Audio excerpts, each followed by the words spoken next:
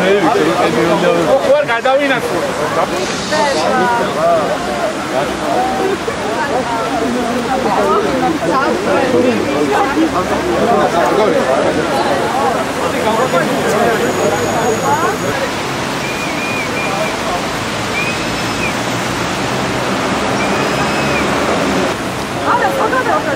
ესეთი ხალხი არ მოხდა. არ არის პირველი და არ მოსავლა. არა, ეხლა ეს შეკრება მოხდა ამ დიპლომატი. და ეს იყო მოვაცილებელი მიზეზი რა. ავიდა ერთად წავიდა.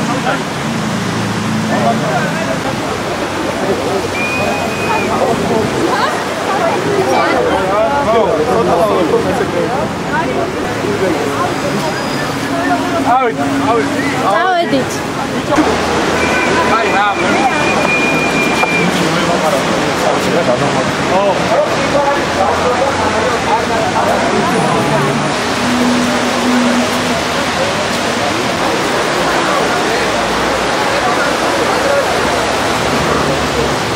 ქართულ ციხეებში კიდევ ერთი პატიმარი გარდაიცვალა. პატიმარია ის სასტიკად ნაწამები.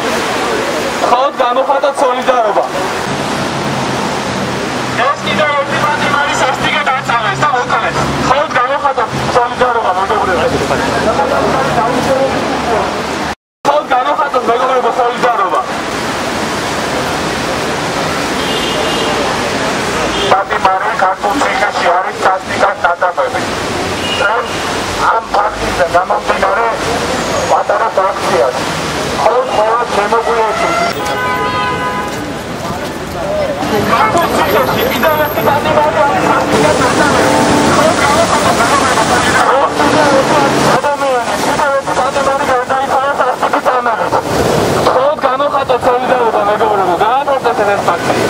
ჩვენ დღეს ინფორმაციის დაგების შემდეგ ლაბორატორიამ გადასული გაუკეთებდა აქცია 5 საათზე პარლამენტის წინ და გამოგვიხადა ჩვენი პოზიცია. ამასთანავე ჩვენ ვაიძებით სოლიდარობას თქვენ აქციას და ერთად გავახსენოთ ჩვენი პარტიის.